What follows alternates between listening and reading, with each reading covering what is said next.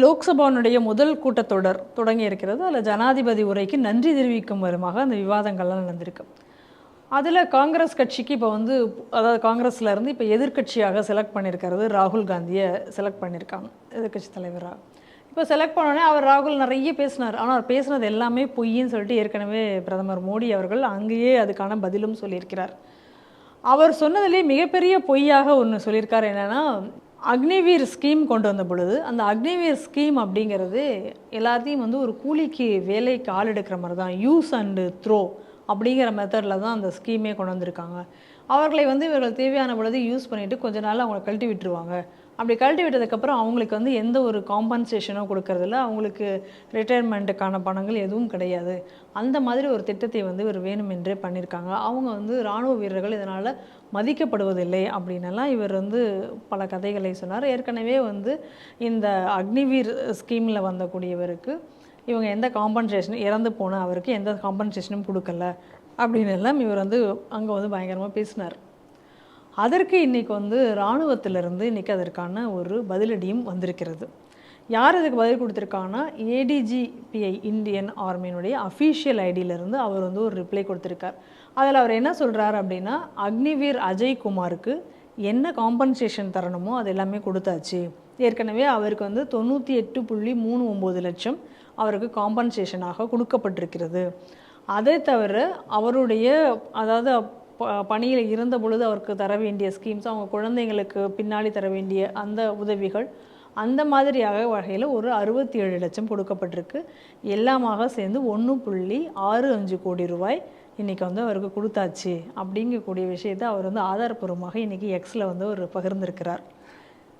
இது கவனிக்கணும். தொடர்ந்து பொய்யை பார்லிமெண்ட்டில் பேசக்கூடியதுங்கக்கூடியது அவங்க பழக்கமாக வச்சுருக்காங்க. ப்ரிவிலேஜ் மோஷன் கொண்டு வரணும். பொதுவாக இதை பிஜேபிக்காரங்க ஒழுங்காக செய்வதில்லை என்பது எனக்கு வருத்தத்துக்குரிய. இது முதல் முறையிலே தொடர்ந்து பேசுகிறது. ஏன்னா எனக்கு இப்போ ஒரு டவுட் என்ன அப்படின்னா, இந்த குடும்பத்தில் பிறந்ததுனால இவங்க மேலே நடவடிக்கை எடுக்கக்கூடாதுன்னு ஏதாவது வச்சுருக்காங்களான்னு எனக்கு தெரியலை.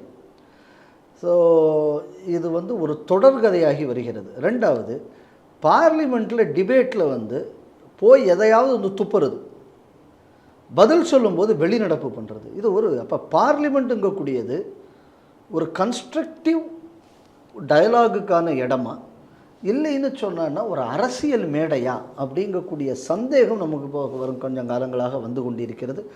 அதுவும் இதுக்கு முன்னாடி இப்போ கூட இன்றைக்கி பார்த்தாச்சுன்னா இவர் அங்கேருந்து சொல்கிறார், எவன்லாம் எங்கெங்கே போய் நீ அங்கே போய் நில்லு, நீ இங்கே போய் நில்லு, ஸ்பீக்கர் முன்னாடி பிரச்சனை ஒன்று, பிரைம் மினிஸ்டர் பேசும்போது முன்னாடி போய் கத்திக்கிட்டு வா, நீ டைரக்ட் பண்ணுறாரு. நியாயத்துக்கு என்ன பண்ணியிருக்கணும்? சஸ்பெண்ட் பண்ணியிருக்கணுமா வேண்டாமா? நிச்சயமாக. சரி, நான் அங்கே ஜெயிச்ச உடனே எங்கிட்ட இவ்வளோ ரூபான்னு நீ இந்த ரூபாய் எங்கிட்ட வாங்கிக்கோன்னு பிரமாண பத்திரம் கொடுத்தே இல்லை. அது முதல்ல அரசியல் விரோதமான விஷயம் தானே. கண்டிப்பாக. எலெக்ஷனுக்கு முன்னாடி, ஓட்டுக்கு முன்னாடி நாங்கள் ஜெயிச்ச உடனே இந்த சீட்டை கொண்டு எங்கிட்ட பணம் வாங்கிக்கோ. அதுக்கு எலெக்ஷன் கமிஷன் அந்த பார்ட்டியை டிபார் பண்ணலையே. அதுக்கு எலெக்ஷன் கமிஷன் எந்த எம்பிக்களையும் இன்னும் டிபார் பண்ணலையே. ஸோ அப்போ இந்த நாட்டில் சட்டம் இருக்குது. அந்த சட்டத்தை வேற எவரா இப்போ நம்மளோ சாதாரணமாக யாரும் நம்ம மாதிரி ஒரு எவனாவும் இந்த ரோட்டில் இந்த மெட்ராஸிலலாம் இந்த சோப்பு லைட் இருக்கும்போது சில இடங்களில் கொஞ்சம் முன்னாடி போயிட்டோம்னா ஒன்று ஒரு ஃபோட்டோ எடுத்து பட்டுன்னு அனுப்பிடுறாங்க. அவசரத்துக்கு இடம் இல்லையே, நீங்கள் இந்த கோர்ட்டுக்கு இந்த பக்கம் வண்டியை நிறுத்தினானா 500 ரூபா போயிடுறது. இவ்வளவு கடுமையாக இந்த நாட்டில் சட்டங்கள்லாம் நமக்கெல்லாம் அமல்படுத்தப்படுது. அப்போ இவங்களுக்கெல்லாம் அமல்படுத்தப்படக்கூடாதா? போய் சொல்கிறாங்க பார்லிமெண்ட்டில். ப்ரிவிலேஜ் மோஷன் ஏன் பிஜேபிக்காரங்க கொண்டு வரல? எனக்கு இன்னும் அது புரியாத விஷயமா இருக்குது. எலெக்ஷன் கமிஷன் ஏன் உங்களுக்கு இன்னும் டிபார் பண்ணல இப்படி சொல்லியிருக்காங்க அப்படின்னு. தேர்தல் அறிக்கையே கொடுக்குறான். ஒரு மதத்தின் பெயரால் நாங்கள் இதெல்லாம் செய்வோம்னு. மதத்தின் பேராலோ ஜாதியின் பேராலோ ஓட்டு கேட்பதே தப்பு. இது தேர்தல் நடத்தை விதி. அதை மீறியே இன்றைக்கி எலெக்ஷன் மேனிஃபெஸ்டோ ப்ரிப்பேர் பண்ணுறாங்க. என்ன நடவடிக்கை இந்த நாட்டில் எடுக்கப்பட்டு இருக்கிறது? ஸோ அப்போ நீங்கள் தொடர்ந்து தும்ப விட்டு நுனியை பிடிக்கிற கதையாக இருக்குது. அதை நீங்கள் அங்கேயே எலெக்ஷன்லேயே அவரை பண்ணும்போது அதை நீங்கள் சரி பண்ணாமல் இப்போ வந்ததுக்கப்புறம் அவனை திருட்டுத்தனம் நான் இப்படி மக்களை ஏமாற்றித்தான் ஏன் நான் ஆயிருக்கேன், நான் இப்படித்தான் பேசுவேன், உன்னால் என்ன முடியும் பாருன்னு நீங்கள் அவன் பேசுகிறேன். இதான் உண்மை. அப்போ இதுக்கு கடுமையான தண்டனை கொடுக்கக்கூடிய இடத்தில் இருப்பவர்கள் அதை செய்ய தவறுவதால் தான் இந்த இது தொடர்ந்து வருகிறது. சரி, இப்போ இவர் செய்யக்கூடிய நோக்கம் நீங்கள் தான் அரசியல் ரீதியான சில விஷயங்களை விமர்சிக்கிறது பிரச்சனை இல்லை. டோக்லாமில் சைனீஸ் பிரச்சனை வரும்போது சீன எம்பசியில் போய் இவர் கேட்குறாரு, இதை பார்லிமெண்ட்டில் பேசுகிறார். தேசிய செக்யூரிட்டிக்கு விரோதமான விஷயமா இல்லையா? நிச்சயமாக. டிஃபென்ஸ் கமிட்டியில் வந்து இவரும் ஒரு மெம்பராக இருந்தார் அப்போ அவர் எம்பியாக இருக்கும்போது. இன்றைக்கி வந்து ஆர்மி, அதாவது நேவி, ஏர்ஃபோர்ஸ் எல்லாம் சேர்ந்து படை, இராணுவம். இப்போ இராணுவத்துக்குள்ளே இப்படி ஒரு பிரிவினையை ஏற்படுத்தணும்னா இவருக்குள்ள நோக்கம் என்ன? இராணுவத்துக்குள்ளே ஒரு டிவிஷனை ஏற்படுத்தணும், அக்னிவீர் தனி மற்றவன் தனிங்கிற டிவிஷனை ஏற்படுத்தினா நாளைக்கு என்ன மனோநல ஆர்மிக்குள்ளே செட் ஆகும்? அப்போ குரூப்பிசம் ஆர்மிக்குள்ளே வந்ததுன்னா இது இந்த தேசத்தின் பாதுகாப்புக்கு அச்சுறுத்தலாக இல்லையா? நிச்சயமாக அது பலவீனப்படும் இல்லையா நாடு? படும்ல. அப்போது இராணுவத்தை பலவீனப்படுத்தக்கூடிய ஒரு வேலையை இவர் செய்கிறார் என்றால் இவர் எந்த அடிப்படையில் கைது செய்யப்பட்டிருக்க வேண்டும்? இன்னும் இவர் வெளியில் லாந்தறதே இன்றைக்கி வந்து இந்த தேசத்துக்கு பாதுகாப்பற்றதா இல்லையா? ஆமாம், நிச்சயமாக ஒரு தேச விரோத சிலை செய்து நீட்டு அதில் ஒரு 1000 போய் கரெக்ட். அதுக்கப்புறம் இங்கே என்னென்னா மைனாரிட்டிகளுக்கெல்லாம் பாதுகாப்பு இல்லை அப்படின்னு ஒரு 1000 போய். இப்போ ஜாதி, அப்புறம் ஜாதியை வச்சு பிரிவினை பேசுறது, இப்போ ஜாதியின் அடிப்படையில் பிரிவினையை பேசுறது, மதத்தின் அடிப்படையில் பிரிவினை, இப்போ வந்து இராணுவத்திற்குள் பிரிவினை. அப்போ பார்லிமெண்ட் எதற்காக? இப்போ சுதா நாராயணமூர்த்தி பேசினாங்க அவங்களுக்குள்ள ஃபஸ்ட்டு ஸ்பீச். அந்த அம்மா பேசும்போது 2 விஷயத்தை முன்னிறுத்துறாங்க. நம்ம நாட்டில் பல பெண்களுக்குள்ள சாவுக்கு காரணமாக இருக்கக்கூடியது ஒரு விதமான கேன்சர், அதுக்கு ஒரு வேக்சினுங்கிறது பல ஆண்டுகளுக்கு முன்னாடி வேறு நாட்டில் பண்ணிட்டாங்க, அதனால் அரசாங்கம் அந்த மாதிரியான வேக்சினை இந்தியாவுக்கு கொண்டு வர வேண்டும். 2வது, ஒரு 7-8 பாப்புலர் சைட்டு தான் நீங்கள் வச்சுருக்கீங்க டூரிசத்துக்கு, எவ்வளவோ அற்புதமான விஷயங்கள் பாரத தேசத்தில் இருக்குது, அதெல்லாம் நீங்கள் டூரிசம் சைட்டாக டெவலப் பண்ணோம். 2 சஜஷன் அந்த அம்மா வந்து பார்லிமெண்ட்டில் கொடுக்குது. ஸோ அந்த மாதிரியான ஒரு விவாதங்களுக்கு தான் பார்லிமெண்ட்டே தவிர பொய் சொல்லி அரசியல் பிரச்சனையாக்குவதற்காக பார்லிமெண்ட் இல்லை. ஸோ அந்த அம்மாவை பார்த்தாவது, அந்த அம்மா தான் first time MP, nominated member. இந்த அம்மாவை பார்த்தாவது பார்லிமெண்ட்டில் எப்படி நடந்துக்கணுங்கக்கூடியது முதல்ல காங்கிரஸ் கட்சி படிக்கணும். ஆனால் அது தெரியாமல்லாம் கிடையாது, இது செய்ய போவதில்லை.